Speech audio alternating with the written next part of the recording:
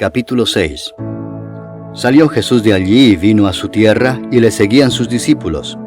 Y llegado el día de reposo, comenzó a enseñar en la sinagoga, y muchos, oyéndole, se admiraban y decían: ¿De dónde tiene estas cosas? ¿Y qué sabiduría es esta que le es dada, y estos milagros que por sus manos son hechos? ¿No es este el carpintero, hijo de María, hermano de Jacobo, de José, de Judas y de Simón? ¿No están también aquí con nosotros sus hermanas? Y se escandalizaban de él. Mas Jesús les decía: No hay profeta sin honra, sino en su propia tierra, y entre sus parientes, y en su casa. Y no pudo hacer allí ningún milagro, salvo que sanó a unos pocos enfermos, poniendo sobre ellos las manos. Y estaba asombrado de la incredulidad de ellos. Y recorría las aldeas de alrededor, enseñando. Después llamó a los 12 y comenzó a enviarlos de 2 en 2, y les dio autoridad sobre los espíritus inmundos, y les mandó que no llevasen nada para el camino, sino solamente bordón, ni alforja, ni pan, ni dinero en el cinto, sino que calzasen sandalias, y no vistiesen 2 túnicas. Y les dijo: Donde quiera que entréis en una casa, posad en ella hasta que salgáis de aquel lugar. Y si en algún lugar no os recibieren ni os oyeren, salid de allí, y sacudid el polvo que está debajo de vuestros pies, para testimonio a ellos. De cierto os digo que en el día del juicio será más tolerable el castigo para los de Sodoma y Gomorra que para aquella ciudad.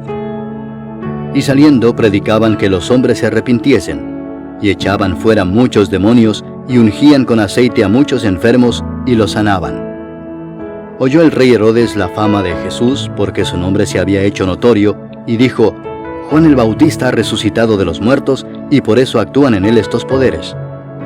Otros decían: es Elías, y otros decían: es un profeta, o alguno de los profetas. Al oír esto, Herodes dijo: este es Juan el que yo decapité, que ha resucitado de los muertos. Porque el mismo Herodes había enviado y prendido a Juan, y le había encadenado en la cárcel por causa de Herodías, mujer de Felipe su hermano, pues la había tomado por mujer.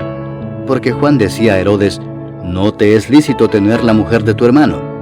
Pero Herodías le acechaba y deseaba matarle y no podía, porque Herodes temía a Juan, sabiendo que era varón justo y santo, y le guardaba a salvo.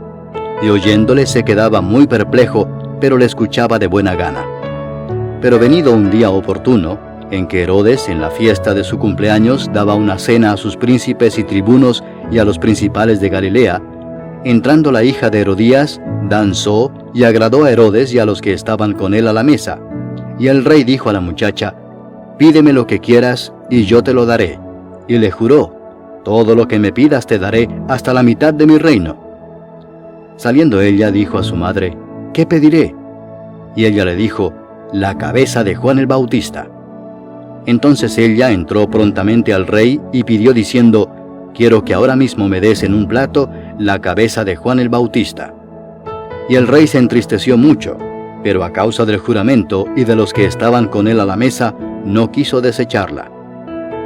Y enseguida el rey, enviando a uno de la guardia, mandó que fuese traída la cabeza de Juan. El guarda fue, le decapitó en la cárcel, y trajo su cabeza en un plato y la dio a la muchacha, y la muchacha la dio a su madre. Cuando oyeron esto sus discípulos, vinieron y tomaron su cuerpo, y lo pusieron en un sepulcro. Entonces los apóstoles se juntaron con Jesús y le contaron todo lo que habían hecho y lo que habían enseñado. Él les dijo: venid vosotros aparte a un lugar desierto y descansad un poco, porque eran muchos los que iban y venían, de manera que ni aún tenían tiempo para comer. Y se fueron solos en una barca a un lugar desierto. Pero muchos los vieron ir y le reconocieron, y muchos fueron allá a pie desde las ciudades y llegaron antes que ellos, y se juntaron a él.